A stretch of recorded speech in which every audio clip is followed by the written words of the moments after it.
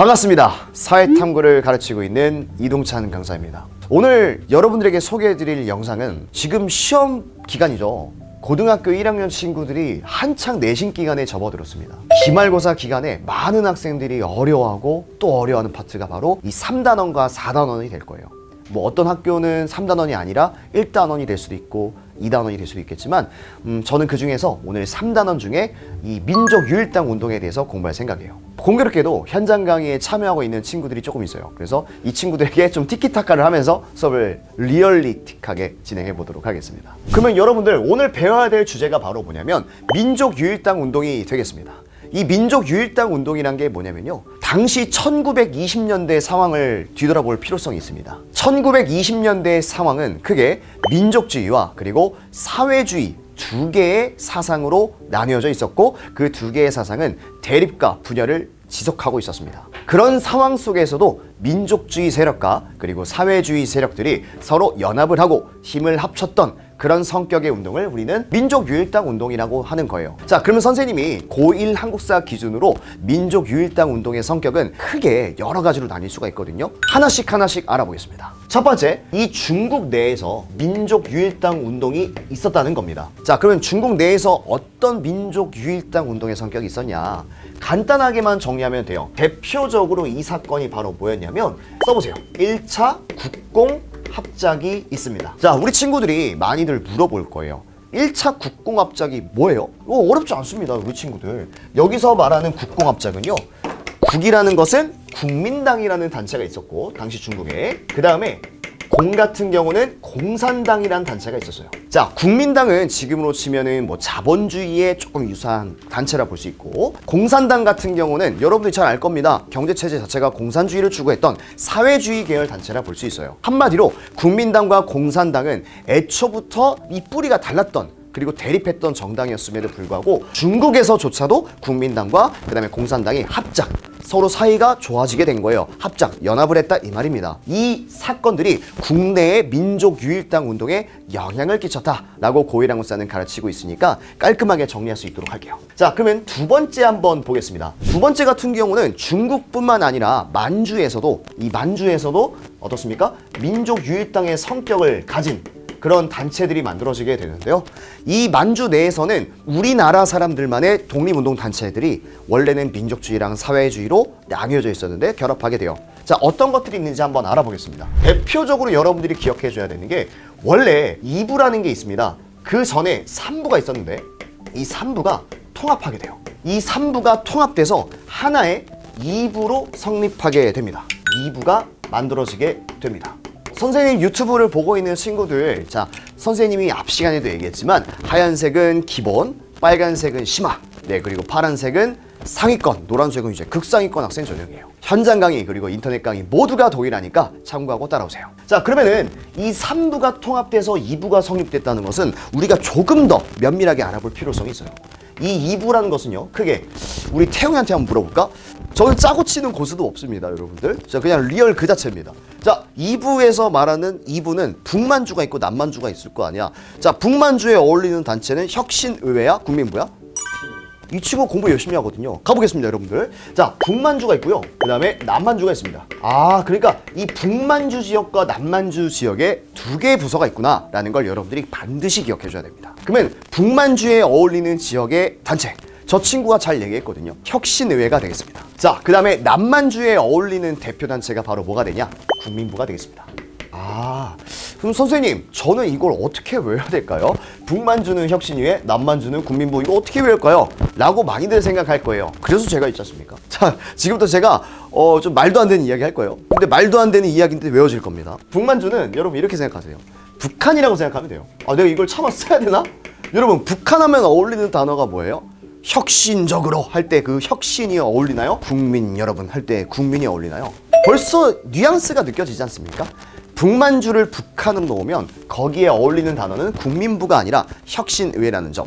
자, 그러면은 남만주 같은 건 어떻게 생각하면 남한이라고 생각해보세요. 우리 정부, 우리 대한민국 정부는 국민이라는 단어가 어울리지 혁신이라는 단어가 어울리지 않지 않습니까? 이렇게 여러분들이 정리하면 될 것 같아요. 자, 그러면은 이 민족 유일당 운동을 공부하기 전에 각 지역 내에서 민족 유일당적 성격이 이렇게 두 가지나 나타났다는 것입니다. 그러면은 이제 오늘의 하이라이트, 바로 뭐에 대해서 공부할 생각입니까? 이 국내에서는 민족 유일당적 성격을 보여준 단체가 뭐가 있냐라고 알아보자고요. 대표적으로 여러분들이 기억해야 될 두 가지 정도가 있습니다. 1926년경에 있었던 조선민흥회가 있었어요. 이 조선민흥회는 여러분 고1 한국사의 출판사마다 이 적혀져 있는 연도가 조금씩 다를 수가 있거든요. 일반적인 출판사 기준으로 봤을 때 조선민흥회 결성 연도는 바로 26년경이 되겠습니다. 이렇게 조선민흥회가 만들어지게 됩니다.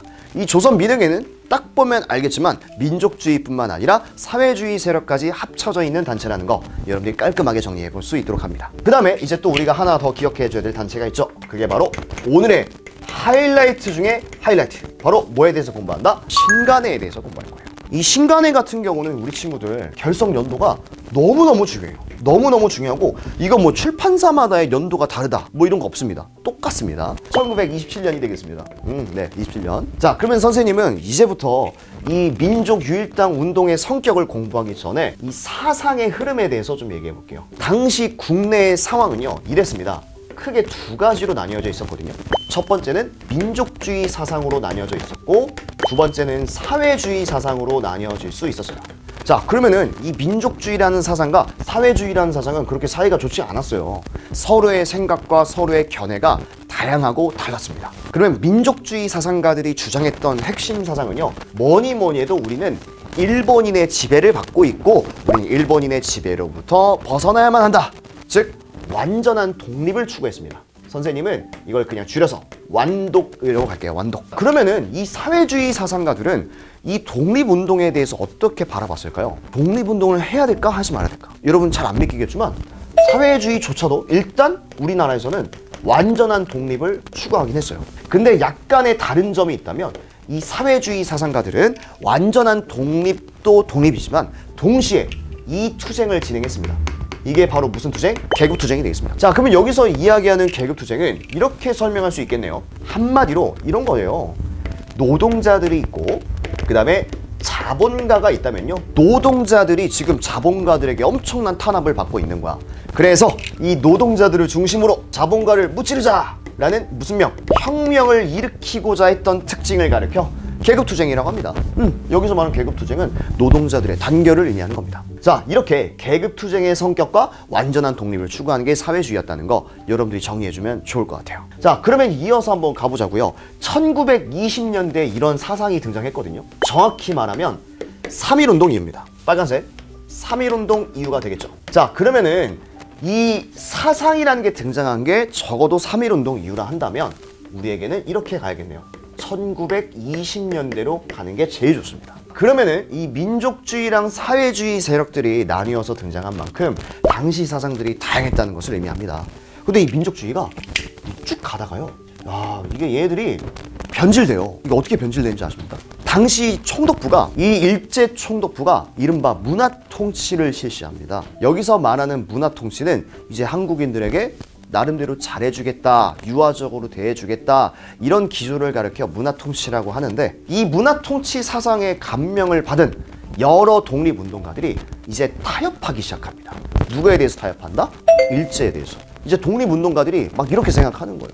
자, 우리 이제 완전한 독립을 추구했지만 시간이 지나다 보니까 이젠 답이 없다. 언제까지 우리가 독립운동 할 건가? 그냥 우리는 일제가 허용하는 범위 내에서 그 범위 내에서만 정치활동하자 라는 이른바 무슨 치론이 뜰까요? 자치론이 등장합니다. 여기서 말하는 이 자치론이라는 것은요, 한마디로 이거예요. 일제와 일본과 뭐하자? 타협하자, 타협하지 말자? 네, 타협하자는 것이죠. 반면에 이렇게 자치론자도 등장했던 반면, 아니다, 우리는 절대 타협할 수가 없다, 완전한 독립을 꿈꿔왔던, 여전히 변질되지 않았던 세력이겠죠. 절대 우리는 일제와 타협할 수 없다 라는 사상을 가진 사람들이겠죠. 우린 이런 사람들을 가리켜서 이렇게 부를 겁니다. 먼저 일제와 타협해도 된다, 이제 지쳤다 라고 생각하는 사람들을 가리켜 타협적 민족주의라고 할 거예요. 여러분들이 공부할 때 이렇게 스토리텔링 식으로 진행을 하면은 전혀 어려울 게 없습니다. 뭐가 어려워요? 자, 반면에 일제와 타협하지 않겠다라고 생각을 했던 세력을 가리켜서 우리는 뭐라고 한다? 비타협적 민족주의라고 합니다. 그러니까 타협적 민족주의랑 비타협적 민족주의의 차이점은 일제랑 타협할 수 있냐 없냐, 그 차이라고 볼 수 있겠네요. 자, 2등급의 전용 포인트라고 저는 생각합니다. 웬만한 친구들은 다 맞춥니다. 그러면은 이 자치론의 대표적인 사람이 누굴까요? 이 사람들 나중에 다 친일적으로 변질돼요. 혹시 소설가 중에 이 사람 알고 있니? 광수? 네, 이광수라는 분이 있고요. 최린이라는 사람이 있습니다. 원래 독립운동가였어요. 다 변질됐습니다. 씁쓸하네요. 여기까지 여러분들이 정리하면 될 것 같습니다. 이제 민족주의가 한마디로 비타협적 민족주의랑 그 다음에 타협적 민족주의로 나뉘었구나. 그러면은 이 사회주의는 어땠을까요? 이 사회주의는요, 여전히 완전한 독립을 추구했습니다. 그래서 이렇게 되는 겁니다. 이 민족주의랑 사회주의 계열 중에서 절대로 섞일 수가 없었던 이 기름과 물과 같았던 민족주의랑 사회주의가 합쳐지게 돼요. 이게 그 역대급 단체라고 볼 수 있습니다. 아까도 배웠을 거예요. 무슨 간에 이게 신간회예요. 공부 이렇게 하는 겁니다. 어때요? 지금 틀을 좀 만들고 나니까 이 민족유일당 운동이 생각보다 별거 아니구나 라는 생각이 들었을 거예요. 다음 시간에는 이어서 이제 이 신간회가 도대체 어떤 성격을 가졌고 왜 만들어졌으며 어떤 특징과 그리고 왜 해산됐는지에 대해서 공부할 수 있도록 할게요. 혹시라도 공부하다가 어려운 게 있으면 언제든지 메일이나 댓글로 남겨주세요. 감사합니다.